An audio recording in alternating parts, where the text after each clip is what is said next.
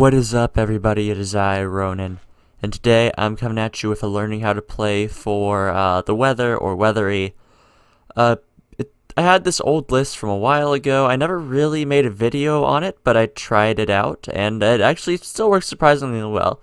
So yeah, I'm probably going to update this list in the future, but that will be a video for another time, I guess. But yeah, so if you don't know what the weather or weathery is, they're a archetype that's based around well, continuous spell traps. Basically, their whole jam is if you have a face-up spell or trap that's a weather pattern, it will grant monsters that are adjacent to it or in front of it, so long as they're weather painters, effects for banishing themselves. They have several other things, but most of the important abilities are around sort of setting up these. So rather than go over the monsters immediately, we're going to start with the spells, specifically the weather patterns. So first we have Cloudy, which gives monsters around it the ability to banish itself, have something attack, and let it attack directly that turn. Snowy, for the same price as Cloudy, which is banishing a monster that this card is adjacent to or that is in front of it on your side of the field. Lets you search the weather card. Sunny is basically Monster Reborn or from hand or graveyard. And then Fundry, which is kind of the best one. It lets you banish a weather painter in the zones it affects in order to bounce something back to hand when it is attacked. So it's pretty good. We also have Aurora, which is okay. Basically, it just lets you pay the cost and banish a card from your opponent's hand when they add exactly one card to their hand. So it can be good for stopping searches. It's just not good all the time. Yes, but so those are kind of the abilities that your weather painter monsters, so long as they're in the proper zones, will have.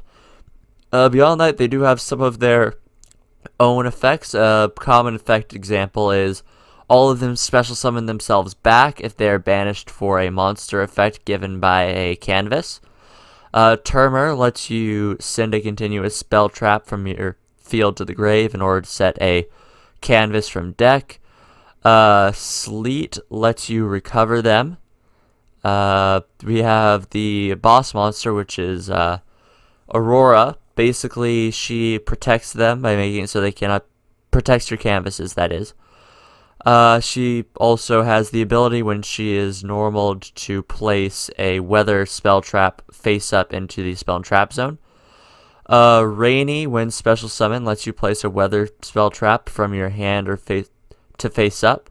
And Seal, when or Snow, I guess, is normal summoned, you can take a weather painter spell trap and set it directly face up from the deck. So all their abilities, like I said, are mostly focused around getting to the canvases, where the canvases are kind of where the deck shines. In order to help with consistency a little bit, though, we do have free Pot of Extravagance, because the extra deck doesn't super matter in this one, the 2020 revision, because it has to be there. Call by the Grave, because you are doing a lot of searching, and it's good to handle hand traps. Valhalla, because, well, there's a combo with it that I'll go over later. And Hecatrice, which searches Valhalla. So now I'm going to go over the basic combo, which is Valhalla plus Thunder. So if you have a way to get to Valhalla, you activate it, use it to special summon Thunder, because they are all fairies. At that point, you use Thunder's ability to destroy the Valhalla to set a Snowy from the deck.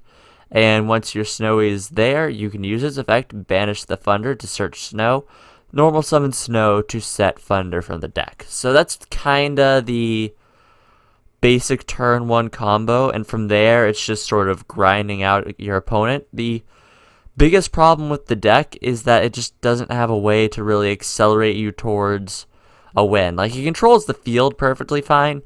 It's just the issues become actually finishing your opponent off. And again, to sort of help with that, we do have Storming, just because, yeah, you know, it's here. It's a good way to protect from attacks, and bouncing things is good.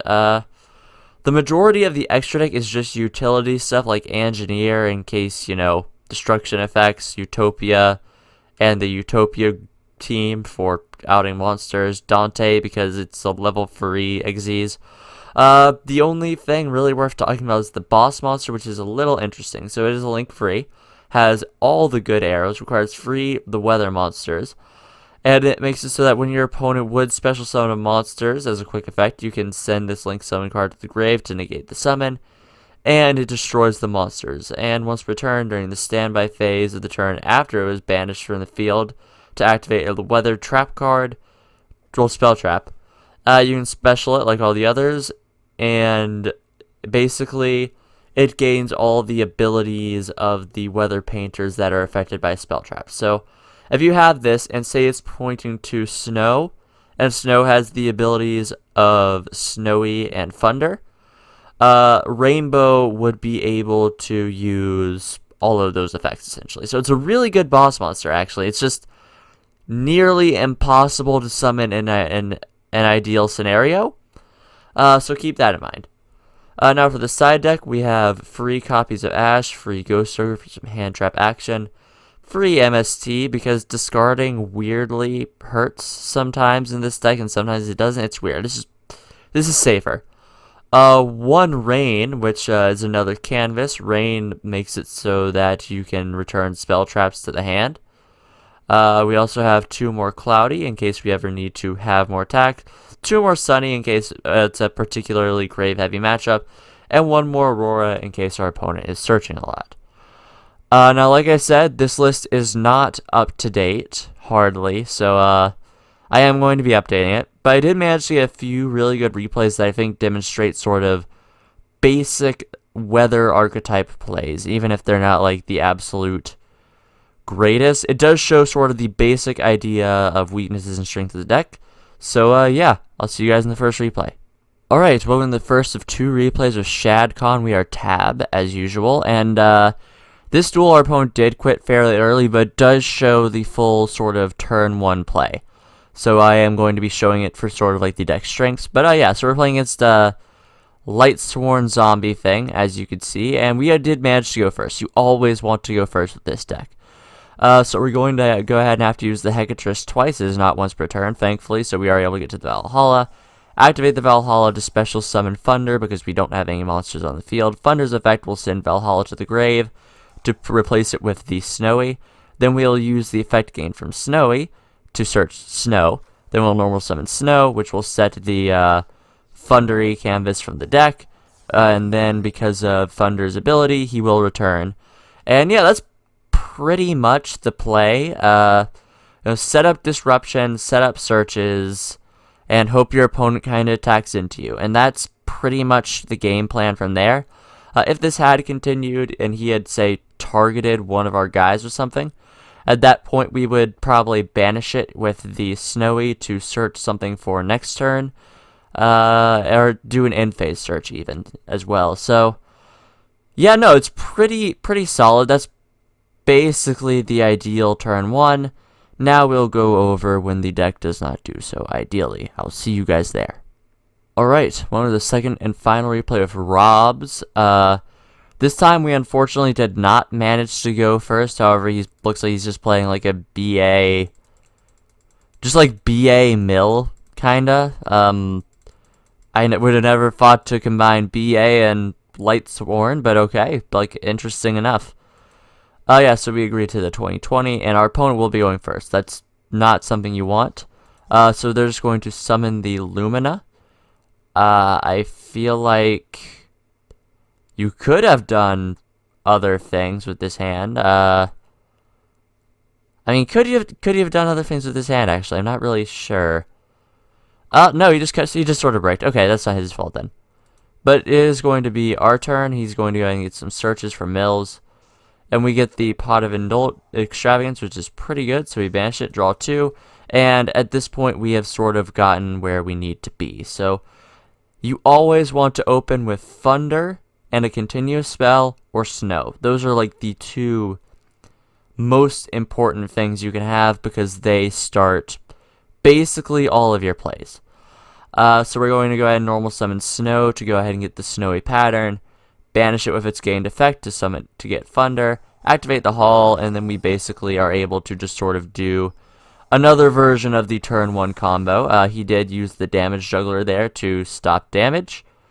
I could have called it, but I chose not to because I remembered he did search a tour guide last turn, and he had another tour guide engraved. So I thought that was a good plan on my part, but we did set the call just in case. But as now going back to our opponent during the standby phase, Snow comes back, and basically we have our board back. So our opponent is going to go ahead and summon Lumina. We will banish the Lumina so he does not get a Reborn as well as a Trick Clown revival. And then we're going to go ahead and get a search, so we have a little bit more defense. We searched the boss monster, so we'll be able to summon that next turn, which is pretty exciting. Thankfully, he will not get the revival, but he still does get the Trick Clown back to make the Hyperstar. He cannot, however, attack over Snowy. So yeah, it's going back to our turn. Thunder comes back, and then we are going to go ahead and use Hecatrix just to deck Finn a little bit, honestly. Now we're going to be normal summoning Aurora. With Aurora's effect, we're placing the Cloud Canvas, so we're able to have a monster's attack, so it can attack directly. Now we're just going to attack over the Hyperstar. He will get the Trick Clown back, which is unfortunate. And then we attack for a big 22. And that's where you kind of start to see the problems with this deck. While it can certainly grind and control perfectly fine, it has practically no way to sort of like push for game. Because that was practically an open board. His defenses weren't huge, and we barely scratched pretty much. Yeah, so now we are back to our opponent, though, who was able to get charged with the Light Brigade, which would be a search for him. So we're going to go ahead and activate the Auroral Canvas. So he's going to get that search. We'll activate Aurora's effect because he added the Lumina to hand. So it banishes itself, and he draws a new card, so he is out of Lumina. He does get the Wolf back, however. So he's going to summon Tour Guide for the Fiendish Sky Rhino and just kind of make some plays here. More Trick Clown and shenanigans are occurring. Just so he was going to banish our Thunder anyways, so we might as well banish it for a search instead. So we do indeed search a Snow, I believe it was. Opponent's just going to make some monsters and attack for some pretty hefty damage. But now it is back to us, and we are able to revive both of our monsters. We're going to go ahead and normal summon Sleet, and Sleet's going to... Well, because we could not get over both monsters, I decided to use Cloud on Sleet, or Painter Cloud, I guess. I kind of like the Weathery better, but oh well. We used it so that our Thunder would be able to attack directly, though, pretty much. So we do attack over the Xyz. Trick Clown shenanigans are occurring. We do attack directly, and is now back to our opponent.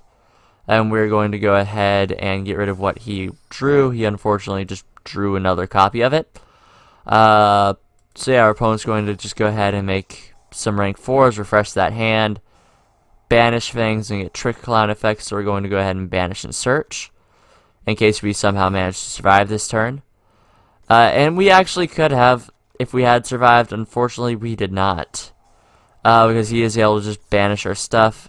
So, yeah, this is just him going to attack for game. And, like I said, that's really the weakness of this deck. It cannot push for a game on an open board. Like, you are not OTKing with the weather. So it's a little unfortunate. That's why you kind of want to go first. It's much better at controlling the board. It doesn't do good stun. It does good control. So, yeah, that's pretty much the deck. Let me know if you want to see the updated version of this list, because I'd be more than happy to make it, because I actually really like this archetype. And, yeah, like if you liked, comment if you have something to say, and subscribe if you want some more. This has been Ronin, signing off.